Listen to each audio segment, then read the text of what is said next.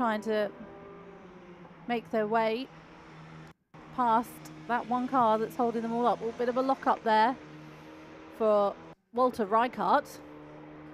It's a tricky circuit, this one, especially on tyres. And the track temperature will be changing out there because we're getting a little bit later into the day now.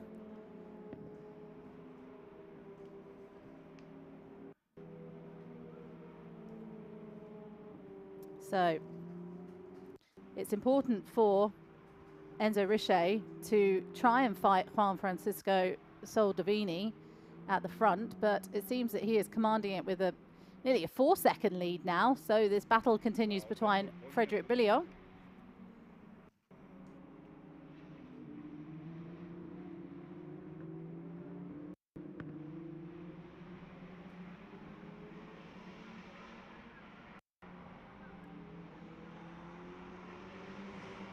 So as you can see, the clouds are getting a little bit darker around there. And we're still following this battle between Gilles de Pierre and Walter Rijkaard. He's not letting him pass at all, and the train has slightly lessened now. They've kind of calmed down a little bit out there. But it seems that, oh, he caught that was Gilles de Pierre caught a little bit of the curb there and almost turned the car round, managed to save it. However, that has given Alain Boucher a little time advantage, as he may be struggling on his tyres a little bit there. They took a lot of curb. He's getting a bit frustrated, I would assume, is Gilles de Pierre, who is in the 13-inch and fighting against Walter Rijkaard, who is also in the 13-inch category. Both gentlemen drivers out there as well, so they're fighting for extra points as well in the gentleman category. Always, can he do it here? He's going side, but he's thinking about it. Can he go on the outside there? Not quite. Oh, and he goes onto the grass, and he is going to spin himself around this time.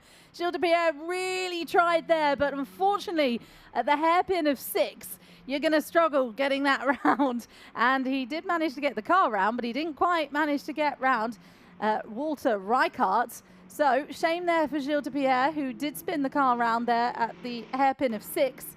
Very tricky hairpin to try there, and unfortunately he has spun and rejoined, as the timing screen has told me.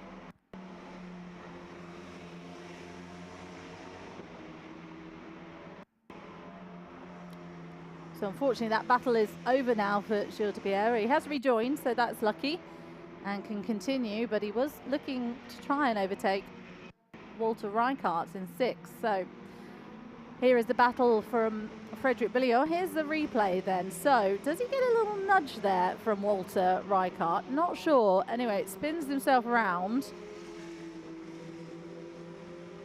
and manages to rejoin.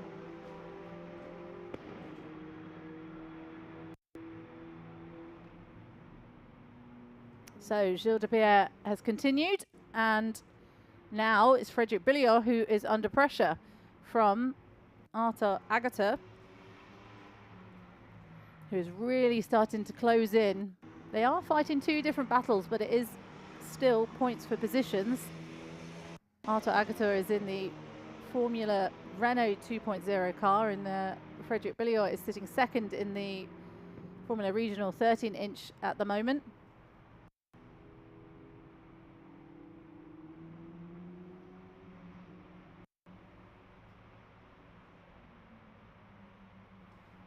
It is still Soldovini who is leading, and he's pulled out a lead even more now to nearly 6 seconds from Enzo Richer. So even though Enzo is a pretty fast driver out there, I'm not sure even he can make up that time.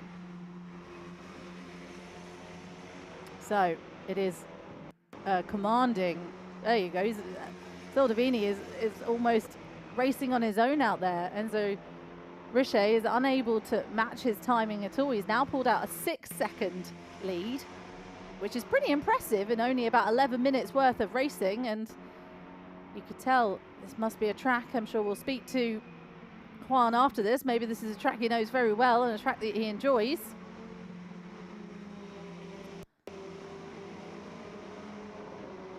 Now Now we're watching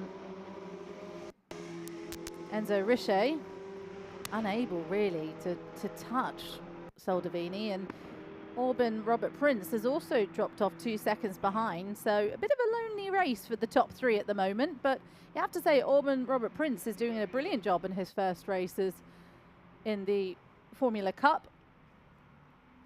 If Enzo Richer, though, has a good weekend here, and Frédéric Billiot doesn't do what he hopes to do, he could take the lead of the 13-inch class with Marius Mezard not here. So I'm sure that's what he's looking at. And of course, for Enzo Richer, he knows if he wins, he can potentially get an entry into the prototype. So let's see what happens there. That's Walter Reichart once again getting a bit tangled with Alain Boucher, who I think has managed to get past him there. He hasn't quite managed it there. I think that's Walter Reichart is still in front, or is that Alain Boucher who's got by? I think actually Alain Boucher has managed to get himself up to 6th and got past Walter Reichart, but I don't think he's going to give it up. Yeah, Walter Reichart has dropped now, just behind Alain Boucher. So, did some good defending. Is he going to let it stick, though? Not going to make it work there. He's looking incredibly racy as there is Walter Reichart. Took a bit of curb there.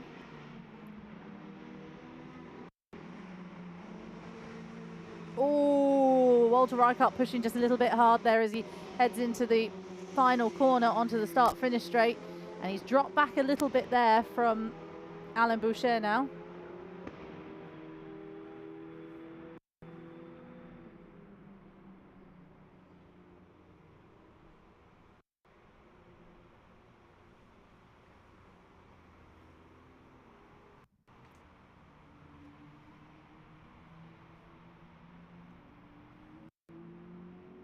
So, back to Enzo Richer, who is still trying to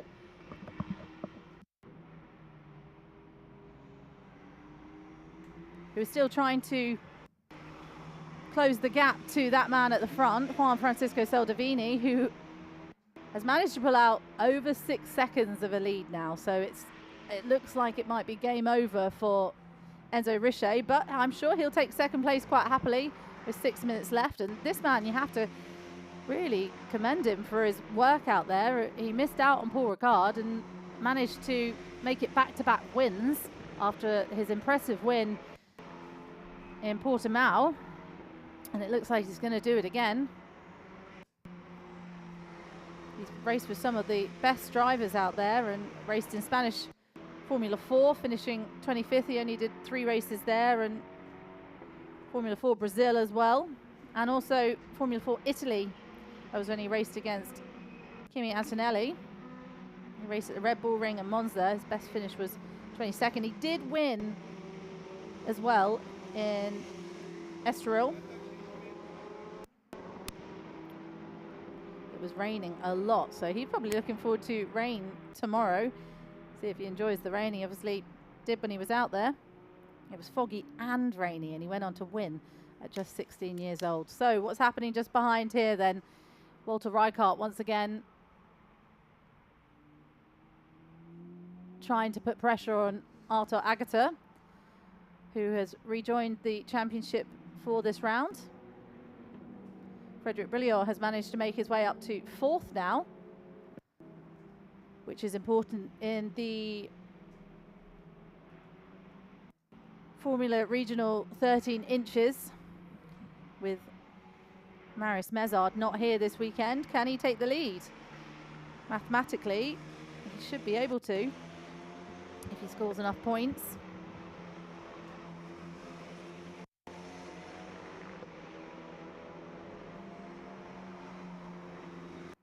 So Frédéric Billiot is now under pressure from Arthur Agata behind. There's this big trail of cars, which is being held up here by Frédéric Billiot.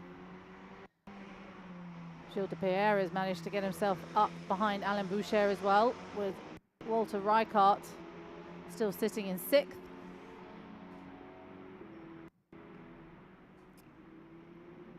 Can he manage to get past Arthur Agata?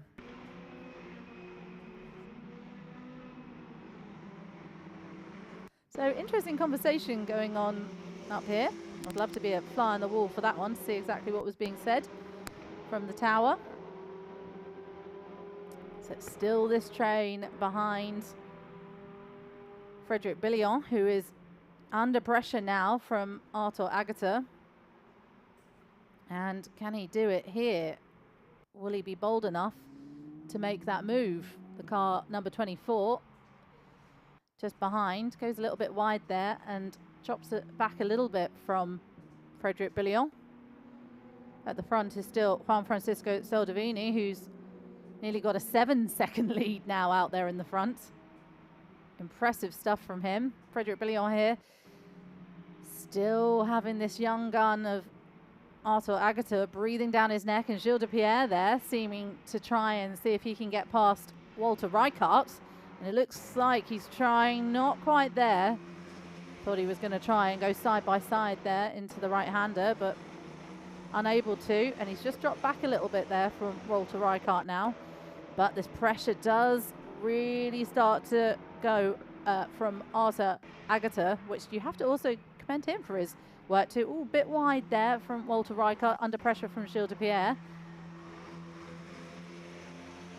At the front, it is still Juan Francisco Soldevini, who's had his lead cut a little bit now to 6 seconds, but still, I don't think it's much for him to worry about. This is third place, Aubin Robert Prince, who's the first weekend alongside us at the Formula Cup. Great to have him here. Did have a problem in qualifying where he beached the car, but he's having a pretty solid weekend here so far in race 1. We've got 2 more races to come tomorrow.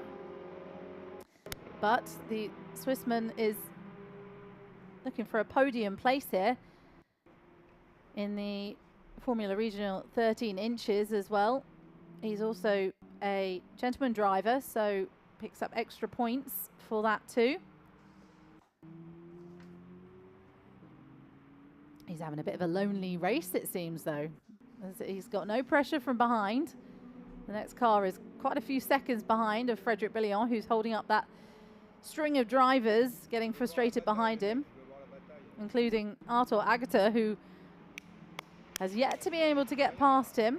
So the clock will start clicking down and we will soon be shown the final lap. And as it stands, it looks like Juan Francisco Soldevini is going to take a very commanding victory here. So we're still watching Aubin Robert Prince. As we've seen it. Oh, that was tight. That was incredibly close. That looked like it was Walter Rijkaard who nearly ploughed into the side of Arthur Agata, but thankfully everyone was all right. Still this train behind Frédéric Billion, who has pulled away a little bit now in 4th place, as Gilles de Pierre once again putting the pressure on there. Walter Rijkaard in car number 2. Bumpy track out there. It's a bumpy old school track and it's great for racing. We love to see this. Gilles de Pierre really wanting to see if he can get around here on the final corner, but unfortunately, as Walter Rijkaard goes a little bit wide there and has allowed Gilles de Pierre to get alongside him. But here we see car number 24, Arthur Agata, who's still unable to get past Frédéric Billion. He's really trying though, and he's been on his tail for the entirety of this race. But here comes our leader at the moment, who's got nearly a 7-second lead on Enzo Richer in 2nd. Juan Francisco Soldevini will come round the final corner soon, and the checkered flag looks like it might be out. Usually we get a final lap to be given. However, the checkered flag is flying, so it looks like Juan Francisco Soldevini takes his 2nd win of the season, and it's a commanding one. He has pretty much absolutely dominated this race by winning by nearly 9 seconds. Enzo Richer comes across the line in 2nd, and Aubin Robert Prince on debut today. will be on the podium. So what a fantastic win by Juan Francisco Soldevini. I look forward to hearing from him as well, see how happy he is with that one. Managed to pick up pole position. The session was cut short in qualifying earlier today, but Juan Francisco Soldevini said, yes, thank you, I'll take pole position and I'll take that win too, with 9 seconds. Incredible stuff. More racing, of course, to come from the Ultimate Formula Cup tomorrow. One race at 2:45 local time and 6:32. The battle between Arthur Agator and Frédéric Billiot. It was Frédéric Billiot who managed to keep 4th position despite all the pressure from the young gun behind him, Arthur Agator, who finished 5th. Gilles de Pierre finished 6th. Alain Boucher 7th. Walter Rijkaard managed to drop down just at the end after holding off the entire field behind him. At least Gilles de Pierre, who managed to get past Alain Boucher and Walter Rijkaard on that final lap. And Philippe Darrick rounds up the top 9, and finishing 10th is Thierry Mauron.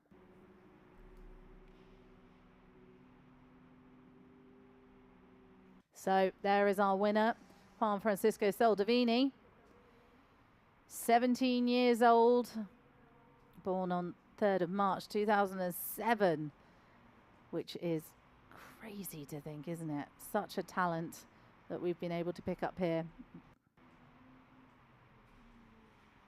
So heading down to the pit lane now. Hopefully we should be able to hear from him.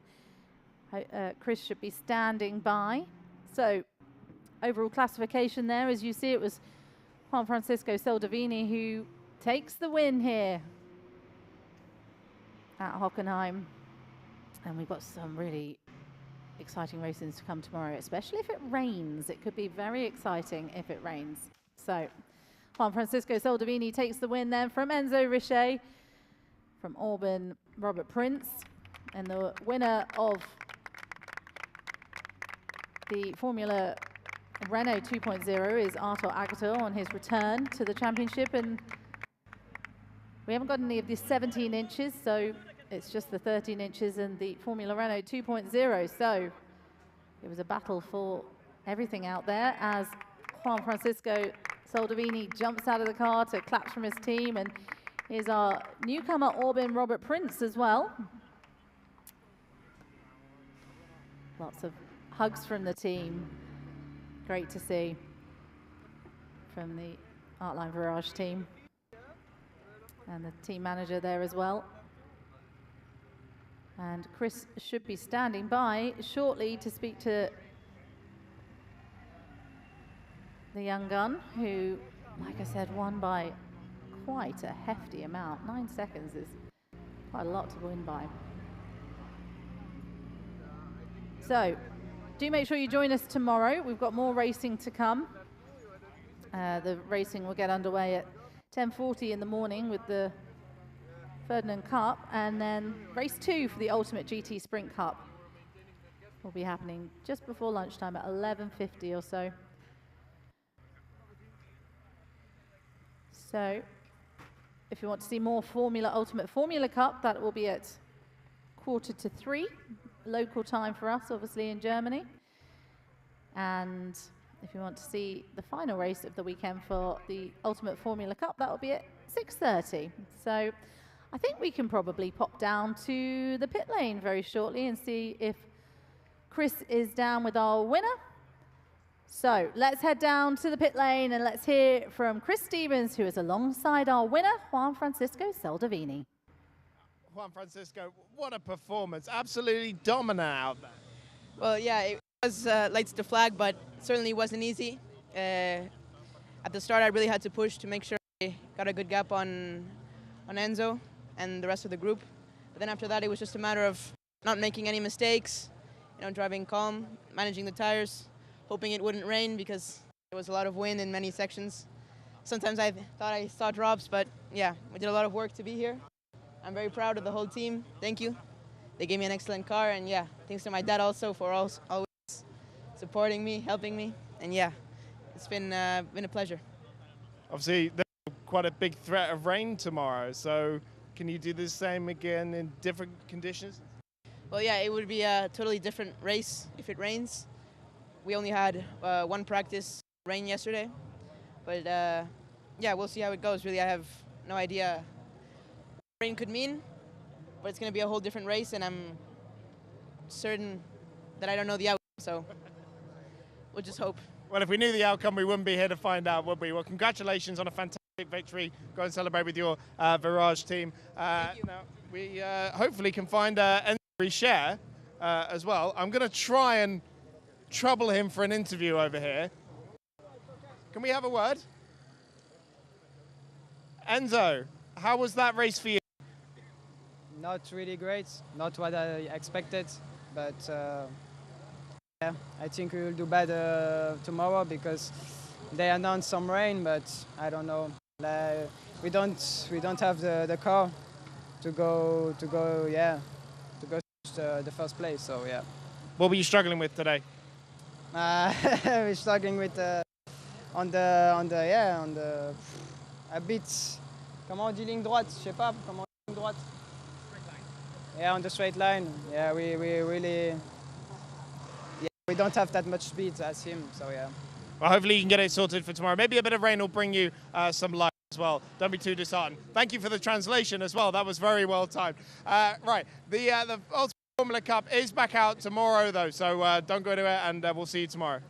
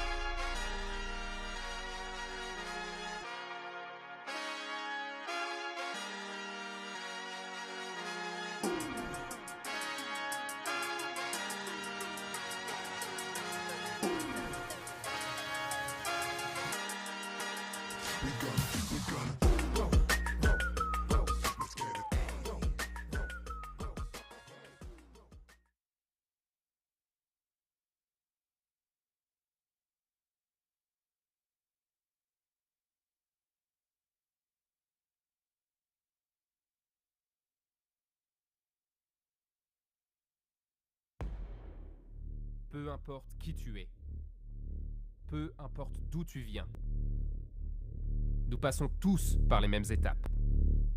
Décision. Travail.